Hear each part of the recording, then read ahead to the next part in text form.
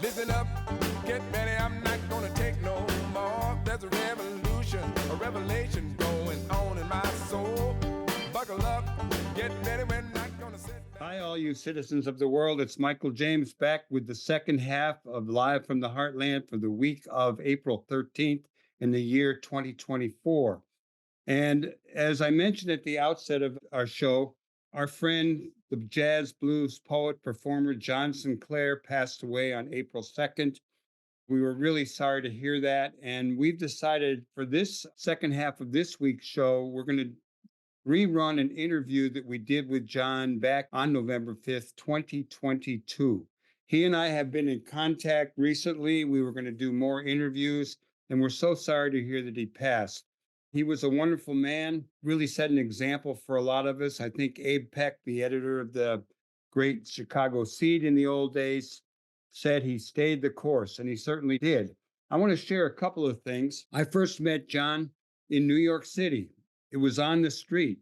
Here he was, a big guy, long black leather coat. At that time, he was the leader, the founder, the co-founder of the White Panther Party, and he was then the manager of the groundbreaking MC5, the Motor City 5, one hell of a great band. Over the years, our paths have crossed. We've shared some good times together. With my Rising Up Angry pals back in the old days, I attended two of the great Ann Arbor blues and jazz festivals that he produced in Ann Arbor. One was in Windsor, Ontario, actually, when the Republican-controlled then Ann Arbor City Council nixed the fest. I spent a really action-packed, jam-filled weekend with him in Detroit once, going from political rallies to musical events, including one with Mitch Ryder in Lincoln Park, Michigan, when John was managing him at the time. On another occasion, I went to Detroit because my son, Katie and Lake James, and the band Twin Peaks were kicking out the jams. And on numerous occasions, John came and played at one of the three stages that I had, whether the Heartland Cafe, the Red Line Tap, or the No Exit Cafe. There are a lot of good memories. I love you, John. We're going to share a little bit of your music, and then we're going to go to the interview that we conducted on November 5th, 2022. We miss you. We're thinking about you. You really set an example for all of us to keep the faith throughout till the very end. You were very critical of the system, particularly of Republicans, but also Democrats. Thank you for all you did. And I hope all of you enjoy this interview and spread it far and wide.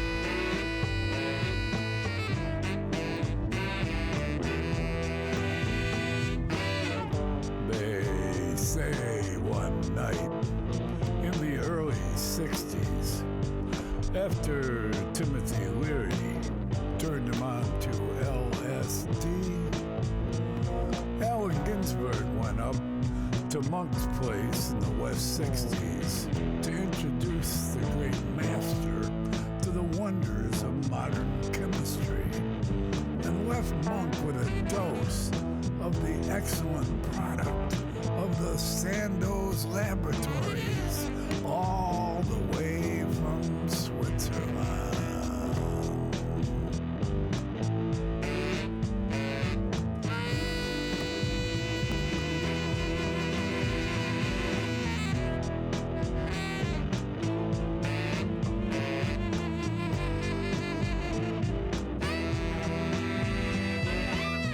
And when he went back to check up on Thelonious, Monk opened the door as far as the chain would allow, peered out at Ginsberg, and asked with a slight frown,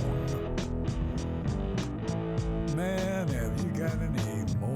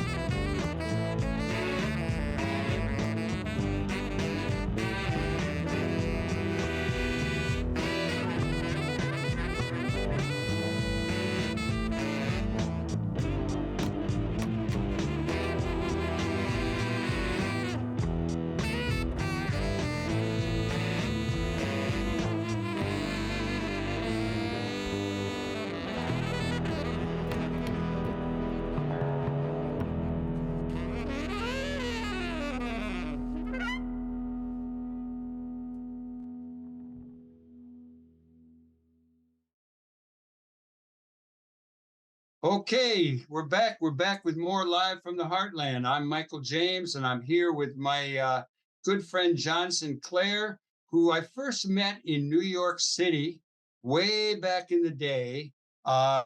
Way back. It was on the streets in New York City where I ran into you. You had a long black leather coat. You were running with the MC5 then, and it was just a short little exchange on the street. The last time I saw you was when I was in Detroit following Twin Peaks, one of my son's band, and you were there. We hung out, and in between, you did a lot of stuff. You went to New Orleans. You were at the Heartland, at the Red Line, at the No Exit. Those are no longer. Well, the No Exit's now called Le Piano. But anyhow, John, how are you? It's good to see you. I'm better than usual. That's good to hear. I've had about 5 years of bad health. I'm just getting better now. When we were setting this thing up, I noticed that you were riding a bicycle. You on that bike a lot? No, I have an imaginary bicycle, just the pedals. Just the pedals. I do 1,500 repetitions every morning. Oh, that's good. No wonder you're looking so good. I'm 81 years old. How old are you? I'll be 81 in January. That's what I thought. And you? 81 now on October 2nd. You're my elder. I like that. You don't have too many. We don't have too many elders anymore. I know. It's when we used to worship our elders and look up to them. I heard you talking about Harold Washington.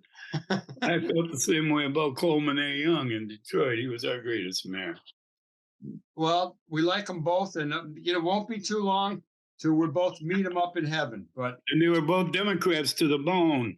And I'm trying to hang in till I hit 100. So let's you and I do that together. Me too. I was going to say, last month I went to Lowell, Massachusetts for the Jack Kerouac 100th birthday celebration. How was that? It was fantastic. And I got to play with David Amram, who's 92. Wow. He was on the piano. So Lowell, Massachusetts was the site of some great strikes in the old days. True that. The industrial workers of the world, I believe. Okay, John Sinclair, you were commenting on the mood of the country, a question I asked our first two guests. And what do you think the mood of the country is? I think it's insanity. I think they're nuts. My heart goes out, as I say, to the poor white people of America. They got all the jobs, they got all the money. 1% of them own everything. And the other ones that don't have anything worship the 1%. They'll do anything for Donald Trump, who's one of the biggest geeks of all time in our country's history. This all started with Ronald Reagan. Remember you were talking about the media? Yeah. Ronald Reagan, that punk? Well, he is the one who ended the ban on any one company owning more than 7 media outlets in the country.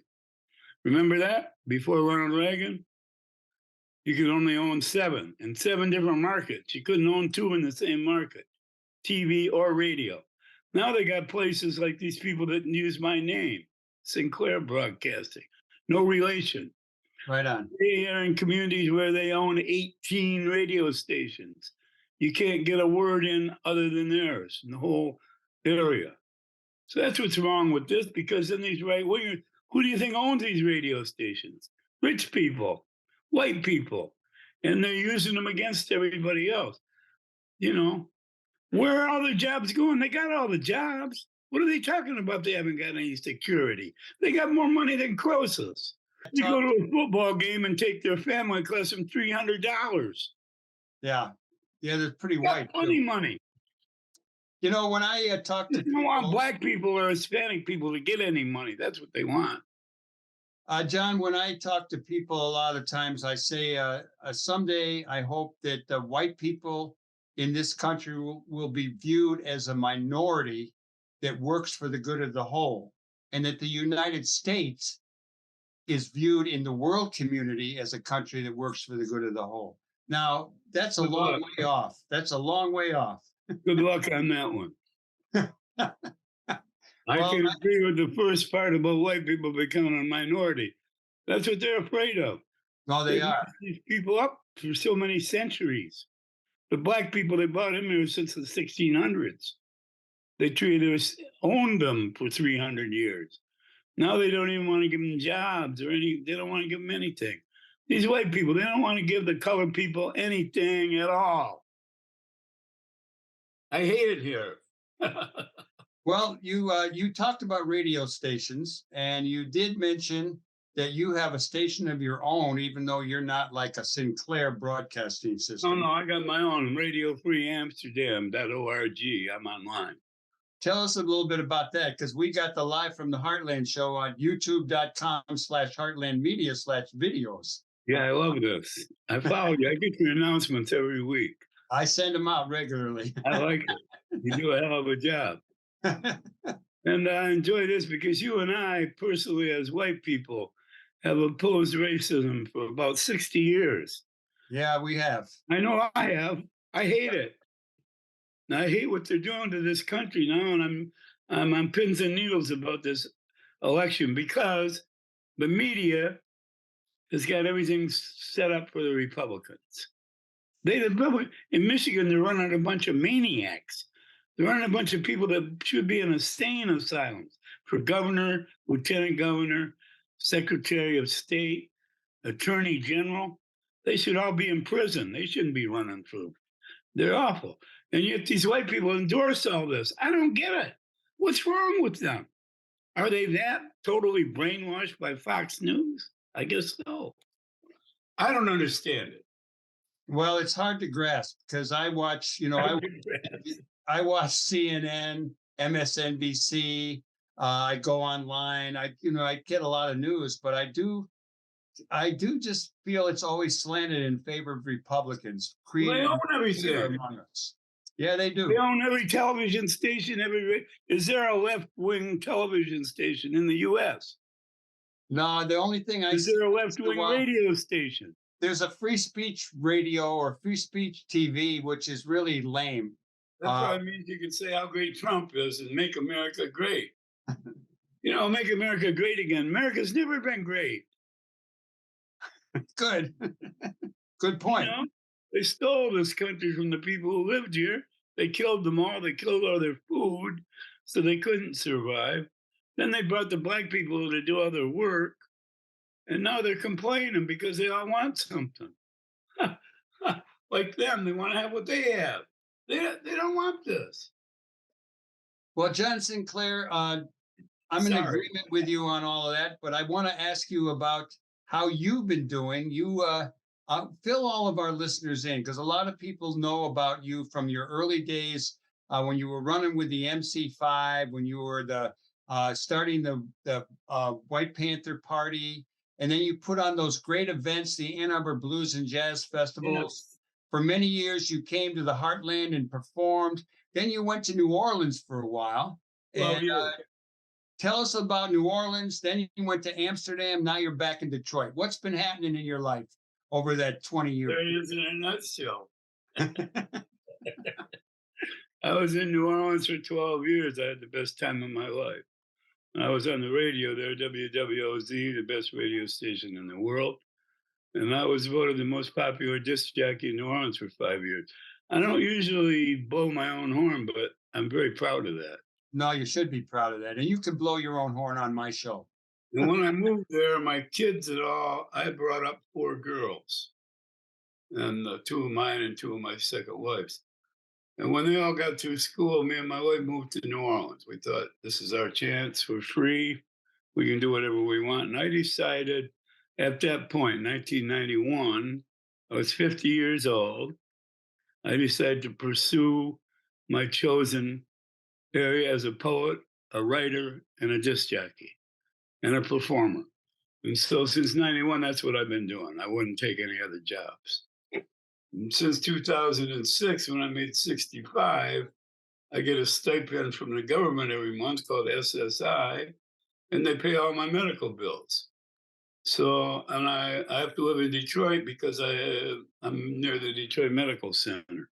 So I lived in Amsterdam for 15 years, half a year. You can only stay 3 months at a time without a visa. So I went back and forth. Now you could go to England, even before Brexit. England wouldn't be part of the EU thing. So 15 years I spent doing that. And you won the Cannabis Cup over there. What was that all about? Well, I was brought there initially in 1998 as the high priest of the Cannabis Cup. Cannabis Cup was a promotion put on every year, started by a guy named Ed Rosenthal from California. Oh, yeah, I remember Ed. You know Ed, hero of marijuana. And then taken over by High Times magazine. And now, then High Times ran it into the ground, and Amsterdam pretty much threw them out. Uh-huh. They raided their last one that the High Times said. They raided it with 1,500 police because they were ignoring, Amsterdam's an easy place to get along in, but you got to have good manners, You can't be an American thug, and a money. So they put them out. Now they have an impromptu gathering every November. See, it's a thing. It's big for the marijuana business community because they say which is the best weed. And when a thing wins, then the next year, all the goofy white people, consumers, they all buy that particular brand. So that's why it was so important. Yeah. Well, you came back to Detroit now. Part of that's medical, but you also, did I see something about you started a new business, like a coffee house or a marijuana store? I tried to open a coffee shop and it didn't work out, but I'm fixing to open a coffee shop again the first of the year in the north end of Detroit. Because they don't have any place here for people like us to go to. Well, they only got coffee houses for squares.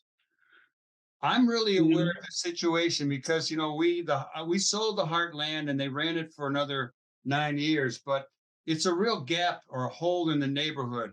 It used to be one reason we set up the Heartland it's been closed since 2019. Oh dear! And it was the Heartland Cafe. It was a great place. A lot of people crossed over. People met each other. It was a place people could go, develop ideas, eat good food. We need places like that. So community center. You young people got to open some hip places for everyone to hang out. Us old guys. They don't know what's hip though. You got to tell them. They don't know who Miles Davis was. They call themselves hipsters. They don't know who John Coltrane was. There was no hip without Miles Davis, man, period. He invented hipness. Hey, for the listeners the younger people who don't know, you got busted with 3 joints back. Two joints that I gave to an undercover policewoman. And that ended up landing you in jail for 3 years. Yeah. And then there was an effort at one point from John Lennon and Yoko. There's a movie, but it didn't get shown a lot. Can you shed any light on all that events and what happened? Well, after I was in prison for 2.5 years, we had a huge rally in Ann Arbor at the Chrysler Arena on December 10th of 1971. 15,000 people came to demand my freedom.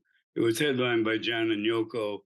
Stevie Wonder played, Phil Oakes, Archie Shepp, Allen Ginsberg, Phil Oakes. Did I say him? You did. One of our favorite. I hung out with him one time. That was good. Great guy. Anyway, they got me out of prison. 3 days later, I got out. That's really good. And we overturned the Michigan marijuana laws. That's good to hear. So we got a couple of minutes left, I think. What's on your mind most besides the election? What are you talking about opening another coffee house? That doesn't take much thought. I thought all the things about that out quite a few years ago. It's just finding a place to do it, without any money. That's my main thing, is doing things without any money. I've done it all my life. And at 81, I'm still trying to do it. So seems to work for me. Unlike most white people, they want to have a lot of money. I don't want to have any money. Well, I think it's time for me to come up and have a little visit with you. We ought to hang out together again. That would be great. We had a great time the last time. We did have a good time last time. Well, you've always been one of my heroes. I loved your books, your music, your poetry. One of the things that was really great in my life was going as your guest with a bunch of Rising Up Angry members to the Ann Arbor Blues and Jazz Festival. Ah, yes. And I do have some footage of Look at points in my career. that was one of the greatest events ever. Of all time. Yeah, do you think they'll ever have another Ann Arbor Blues and Jazz Festival?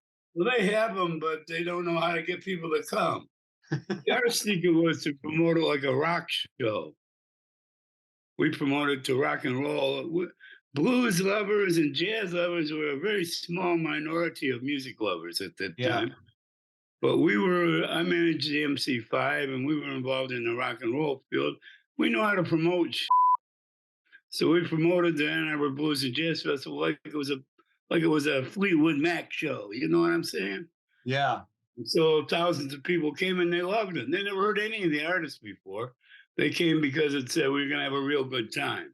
I did have a real good time, and I confess to being in an altered state a lot of the time. That was part of it. It was really good. Well, John, if you got anything else you'd like to add as we close out this edition of the Live from the Heartland show, now is your opportunity. No, that's okay. I could talk forever, as you could tell. But it's nice seeing you, man. It's a thrill being on this show. I read about it every week in my email box. Well, I'll send you the link. There. Now I'm going to appear in the next mail. And it won't be the last time because you and I are making a vow to live to be around 100 years old. I'm available anytime you want me. We only got 19 years to go, and we'll be back in touch. Amen. All right. Power to the people. Well, that was our interview with John Sinclair, the last one we did. We had been in correspondence about him doing some more interviews, a lot of history there. You can find out a lot about John if you go Google his name. You can listen to some of the most wonderful music, and there's actually history lessons embedded in all that he did. I do want to thank him and once again say we miss you, John. You did great in the world. You did good in the world. Power to the people is where it's at, and we're all working to make that a reality still. I want to thank our engineer, Hal James. I want to thank our co-producers, Katie Hogan, Tom Clark, and Lynn Orman. And I'm Michael James, and I'll be back with another show next week. Please spread this show far and wide. Let John's words speak for themselves, because what he said in this interview back in 2022 is still relevant today, more so. Thank you. Over and out. Power to the people.